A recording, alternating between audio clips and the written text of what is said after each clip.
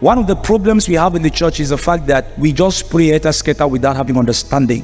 We exercise our faith out of alignment. For us, faith simply means to believe God for anything. And so if you believe God for something and it doesn't happen, you think that faith doesn't work. And now began to show us, according to scriptures, that faith must be based on God's promises. That means that whatever you are going to believe God for must be something He has promised. It also goes even to our teachings. Whatever we teach is designed to stir faith in the hearts of men. And so every teaching we teach must find an authority from a promise that God has made. If God has never said that He would do that to humanity, don't teach it. You'll be lying. You'll be giving people false hope. You'll be like an inspirational speaker. So every teaching must derive its authority from the scripture. Wealth is not just an ambitious subject that I decided to teach. I'm not teaching it simply because I feel so sorry for you being poor. Far from it. I'm teaching it because it is consistent with God's promise. Deuteronomy chapter number 8. Let's look at verse 16 and we read through. It says, who fed thee in the wilderness with manna, which thy fathers knew not, that he might humble thee, and that he might prove thee to do thee good at the latter end. Verse 17, read.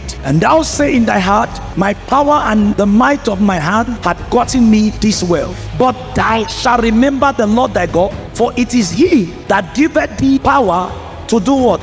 To get wealth, that He may establish His covenant, which is sworn unto thy fathers as it is this day. So this is a promise that God made to our fathers. So God Himself is committed to make it happen because He had promised it. Wealth matters. If it didn't matter, God will not need to promise it to them. The rich man's wealth is his strong seat. The destruction of the poor is their poverty. Wealth provides a strong defense. Wealth is not limited to money. God has His protocols or principles by which we access this promise. Every time you see a covenant, there are conditions. So you are not just going to be wealthy because God promised it. You have to now start finding and investigating what are the conditions for this possibility. There are many things you can do to have money, but if you are going to be wealthy, as far as God is concerned, there are certain principles that He has put in place that must be respected. Otherwise, you are not going to prosper. You may have money and you spend the money in the hospital.